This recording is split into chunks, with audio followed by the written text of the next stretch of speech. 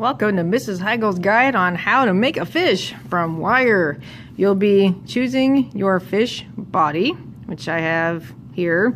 Some might be a little narrower, some might be a little wider. That's okay. Choose the one that you like. You'll also need 3 wires, 3 different colored wires, 3 the same, whatever you choose, as long as it's 3 and 3 only. And you'll also be getting a plastic name tag, which looks like this. And this is how we ID our fishies. So name goes on the plastic name tag with a permanent marker. I will provide those for you. Name tag goes around your fishy body and staple. So this needs to stay with your project so I know who it belongs to. And at every table there will be 2 pairs of jeweler's pliers. These are not like normal pliers you see in the shop.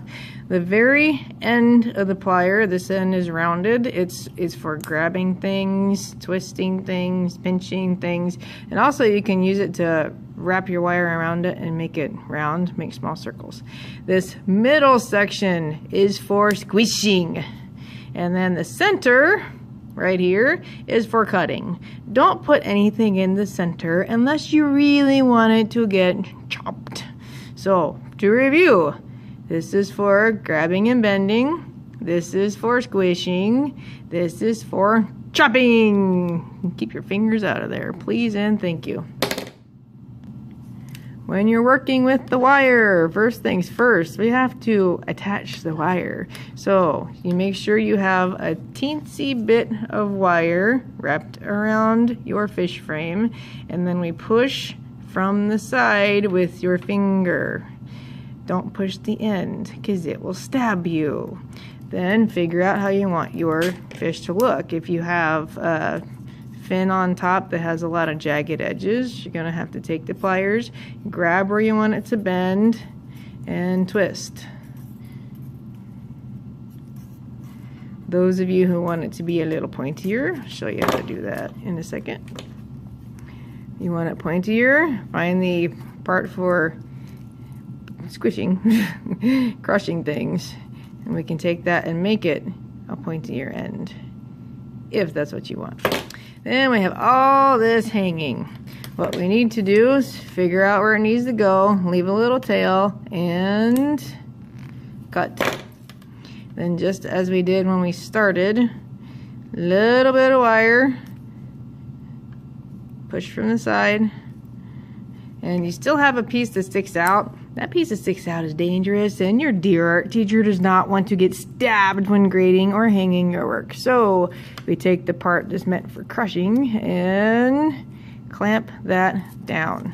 Same thing over here. Find the part that sticks out, clamp it down so it doesn't come loose or stab me.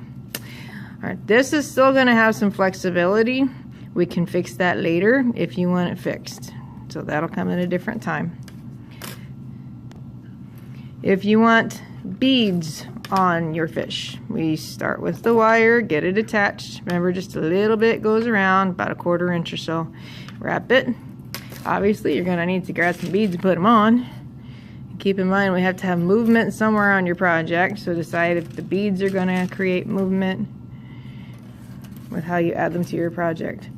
And I can take this other end, leave a little space, find the cutting portion of my pliers and chop. And push from the side. And clamp it down. And yes, while you're working, your name tag might be bothersome, but it still needs to stay on your fish. So I know who it belongs to. Clamp that down. So now I have beads. And they can bounce up and down. You can also attach the wire, bend the wire. You could hook it onto this end, make it loop through your whole fish's body. And you want to start in this area. The tail fin comes last because that's going to be the first thing to fall off your project. We're going to pretend my fish is done and beautiful. He would need a little more decoration than this to be considered a good fish. But he's got a little bit of beads on. He's got a tail fin, which I did last. And I know this is still kind of floppy. Any wire that you don't want to wiggle, you're going to take some tacky glue and put a little dot of it across the wire, so it's touching both the fish frame and your colored wire. You especially need to do this on your tail fin, because if you do not, your tail fin can very easily slide off.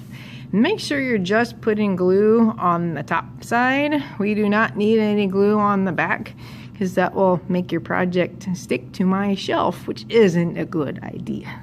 And when you are all finished, this little guy is going to go lay on a shelf so he can dry. And also, any leftovers you may have, go back in the collection for some other lucky student to use. And here's my nice fish that's all finished. You can see I have movement. My beads rattle like the world's most dangerous rattle. And when you look up close, you can't really see the glue. It dries clear. I just put little dots of it over my wire so those would stay put on my fish.